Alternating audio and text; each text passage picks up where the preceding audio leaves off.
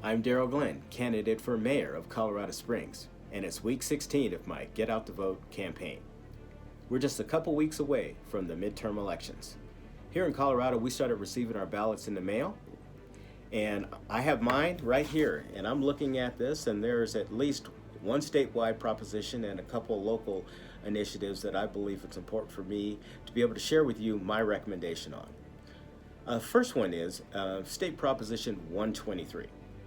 Now, this is a statewide measure designed to address affordable housing by dedicating a percentage of state revenue surplus to affordable housing finance programs like reducing rent, purchasing land, building assets for renters, etc. When you go in and you can read this, here's my bottom line. I'm voting no on this. The last thing I want is more government interference with the affordable housing. If you followed my last week's video, I talked to you about some of the concerns I have with regard to government regulations in this particular area. But I think that we need to reflect back on what happened in COVID. And anytime you're using government financing with regard to, let's say, housing, you're opening the door for the government to be able to actually dictate to you behavior. Let's use the example of whether or not you're vaccinated. You might not be eligible to participate in this program unless you agree to be vaccinated. These are things that when you allow government interference and government financing to dictate housing, that, in my opinion, takes away freedom and liberty. Affordable housing is best dealt with at the local level, not with this statewide program that is absolutely going to create more of a bureaucracy and interfere with our freedoms and liberties. So I am absolutely going to vote no on this proposition. So looking at my ballot, the next thing I want to weigh in on, there are two local ballot initiatives. It's ballot issue 300 and 301.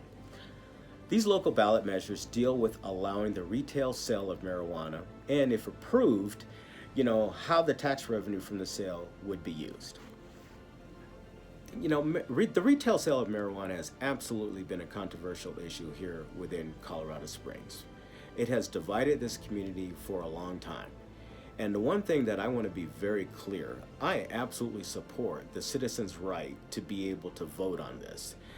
It's very easy for council to be able to weigh in on this and establish a policy, but this is an issue that's important enough and I believe divides the community enough to where the citizens should actually vote on whether or not we're going to allow the retail sale of marijuana. Because I understand the arguments on both sides. Look, I'm a retired Air Force Lieutenant Colonel. I understand the impact of having 5 military installations here where you follow federal law that criminalizes marijuana and the challenges that make. I understand the arguments that people are concerned about the societal impact of having recreational sale of marijuana. I also understand the arguments that people that are in support of allowing this, when you have a municipality that's adjacent to Colorado Springs that has allowed the retail sale of marijuana, and you're talking about that we're missing out on potential tax revenue. This is why it's important for us to be able to allow people to vote on this particular issue. Now, I have my own personal opinion, and trust me, and probably within my family, I'm the dissenting vote. It's okay for families to disagree. My family would probably, if you looked at and polled everybody, would probably vote in favor of allowing this. I personally am not going to support this, so I'm going to vote no on these particular initiatives. But I support the right for people to be able to vote on this. And that's what's important. Because the most important thing, when we start thinking about Colorado Springs, I stand by the fact that we are the home to the defenders of freedom and liberty. And when we have an issue that's this controversial within the community, the citizens should be allowed to vote on this. And we're going to end up dealing with the consequences one way or the other. But the fact is that we have the ability to vote on that, and I think it's important for us to be able to exercise that vote. The final issue on this ballot is another local initiative that I believe is important to weigh in on. It's the Pikes Peak Rural Transportation Authority Issue 7A. And this local ballot issue is in support of extending the dedicated sales tax to improve our roads, bridges, trails, parks for another 10 years. For me, this is a very easy. I am absolutely voting in favor of this.